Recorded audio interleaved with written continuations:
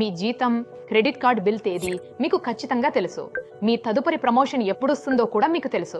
కానీ మీకు ఎవరూ చెప్పని విషయం ఇదే: మీరు కెరీర్ని నిర్మించుకుంటున్నప్పుడు మీ ఫెర్టిలిటీ మాత్రం కౌంట్ డౌన్ లో ఉంటుంది. మీ కెరీర్లా దీన్ని మీరు ఆపేలేరు.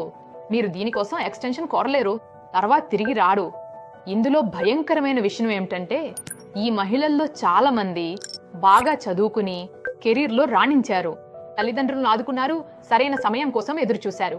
మరి చివరికి వాళ్ళు సిద్ధంగా ఉన్నప్పుడు వారి శరీరం మాత్రం సిద్ధంగా ఉండలేదు. నేను మీకు భయపెట్టాలని ప్రయత్నించడం లేదు, మీకు జరుగుతున్న విషయాన్ని మీరు తెలుసుకోవాలని నేను ప్రయత్నిస్తున్నాను. హాయ్, నేను డాక్టర్ అర్చన వికే. మీ శరీరంలో నిజంగా ఏం జరుగుతోంది అనేది నేను మీకు చెప్పాలనుకుంటున్నాను. స్త్రీల వంధ్యత అంటే కొంతకాలంగా రెగ్యులర్గా ప్రయత్నిస్తున్న గర్భధారణ జరగపోవడం.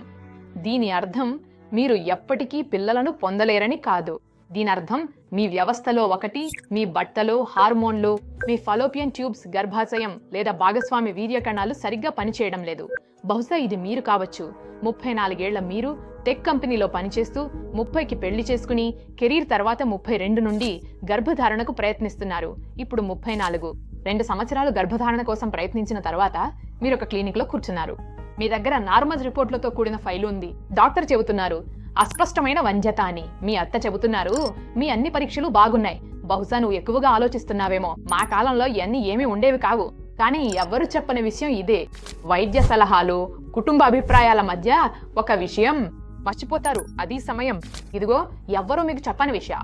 మీ కెరీర్, కొత్త నైపుణ్యాలు, మెరుగైన జీతం, మీరు కోరుకునే ప్రమోషన్ కోసం ఎదుగుతున్నప్పుడు మీ ఫెర్టిలిటీ మౌనంగా తగ్గిపోతుంది. మీ 20లలో ప్రతి నెల గర్భం దాల్చే అవకాశం 20 నుంచి 25% ఉంటుంది.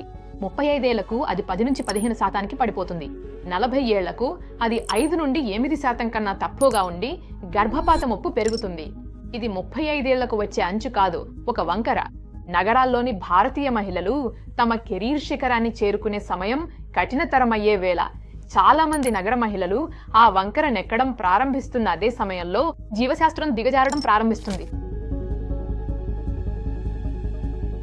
గత 10 నుంచి 15 సంవత్సరాల్లో మారిన విషయం ఇదే. మీ తల్లి 24 ఏళ్ల వయసులో మొదటి బిడ్డను కనింది, కానీ మీరు ఆ నిర్ణయం తీసుకునేది 30 ఏళ్ల వయసులో. అది 8 నుంచి 10 సంవత్సరాలు. ఫెర్టిలిటీ పరంగా ఇది చాలా పెద్ద విషయం. PCOS, థైరాయిడ్ సమస్యలు, అసామాన్యమైన పీరియడ్స్, ఇవన్నీ ఇప్పుడు చాలా సాధారణం. ఇప్పుడు మహిళలు వీటికి సర్దుబాటు చేసుకుంటున్నారు. కానీ ఇవి చిన్నపాటి దుష్ప్రభావాలు కావు. ఇవి మీ శరీరానికి ముందస్తు హెచ్చరికల వ్యవస్థ. దీనికి తోడు నగరాల్లోని ఒత్తిడి, హెక్టిక్ జాబ్స్, హార్మోన్లతో ఆటలాడటం మరియు నగరాల్లోని గాలి కాలుష్యం నిజంగా 2 నుంచి 3 ఫెర్టిలిటీ సంవత్సరాలను దోచేస్తోంది.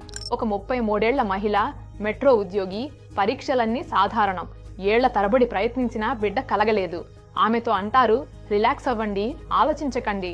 కానీ ఆమె బయాలజీ రిలాక్స్ అవ్వడం లేదు. ఇది జరగొచ్చని ఎవ్వరూ హెచ్చరించలేదు.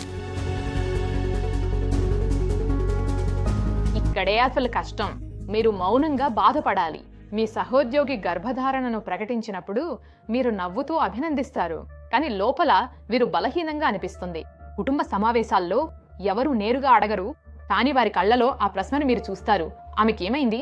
మీ భర్త కుటుంబం బహిరంగంగా నిందించదు, కానీ ఒత్తిడి ఎప్పుడూ ఉంటుంది. చెప్పకుండా కానీ భారంగా ఉంటుంది. మీరు ఆలోచించడం మొదలు పెడతారా? ఏదైనా తప్పు చేశానా? ముందే పెళ్లి చేసుకోవాల్సిందా? తక్కువ పని చేయాలా? నా ప్రమోషన్ గురించి తక్కువగా టెన్షన్ పడాల్సిందా? సమాధానం లేదు. మీరు విఫలం అవ్వలేదు, కానీ బయాలజీ వేచి ఉండదని ఎవరు చెప్పలేదు. అయితే ప్రారంభ హెచ్చరిక సంకేతాలు ఏమిటి? అనియమిత పీరియడ్స్, నెలల తరబడి తక్కువ లేదా ఎక్కువగా రావడం, PCOS, థైరాయిడ్ లేదా హార్మోన్ల సమస్యలు కావచ్చు. పీరియడ్ నొప్పి వల్ల పని మిస్ అవుతుంటే అది ఎండోమెట్రియోసిస్ కావచ్చు. ఇది మౌనంగా ఉండే ఫెర్టిలిటీ కిల్లర్. మీరు పట్టించుకోకపోయినా సరే ఆ PCOS లేదా థైరాయిడ్ హార్మోన్ సమస్యలు అవి సున్నితమైన సంకేతాలు. ఇక్కడ పెద్ద విషయం ఉంది. 35 ఏళ్ల లోపు, ఏడాది పైగా, 35 దాటాక 6 నెలల పైన ప్రయత్నిస్తే అది ఆతృత కాదు, అది మీ శరీరం మీకేదో చెప్పే ప్రయత్నం. ఈ కథలో మీరు మీను చూసుకుంటే మీరు రేపు చేయాల్సింది ఉదయాన్నే ఫర్టిలిటీకి అనుభవం ఉన్న ప్రాక్తలోని నిపుణులైన గైనకాలజిస్ట్ను అపాయింట్మెంట్ బుక్ చేయండి. ChatGPT కాదు, IVF సెంటర్ కాదు, మీ భాగస్వామితో కలిసి వెళ్ళండి. ఇది జంటగా చేసే ప్రయాణం. కేవలం మీ సమస్య మాత్రమే కాదు. ఆ మొదటి సందర్శనలో రక్త పరీక్షలు వంటి కొన్ని ప్రాథమిక పరీక్షలుంటాయని ఆశించండి. రక్త పరీక్షలు మరియు అల్ట్రాసౌండ్, మీ భాగస్వామి వీర్య పరీక్ష. అనేక జంటలు జీవనశైలి మార్పులు లేదా ఓవ్యులేషన్ సహాయక మందుల వంటి సులభమైన చికిత్సలతో ఫలితాలు పొందుతారు. ఐవీఎఫ్ సాధారణంగా 3వ లేదా 4వ దశ, మొదటి దశ కాదు. మీరు 38 ఏళ్లకు పైబడితే మీ డాక్టర్ వేగంగా ముందుకు వెళ్ళవచ్చు. అది పూర్తిగా సరిగానే ఉంటుంది.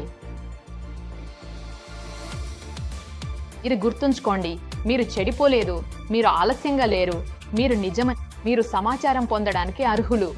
మౌనంగా ఆందోళన పడకుండా ఈ రోజే ప్రాక్టో ద్వారా అపాయింట్మెంట్ బుక్ చేయండి. ఈ ఛానల్లో మేము ముఖ్యమైన విషయాలపై సలహాలను పంచుకుంటూనే ఉంటాము. సబ్స్క్రైబ్ చేయండి మరియు బెల్ ఐకాన్ను నొక్కండి. ధన్యవాదాలు.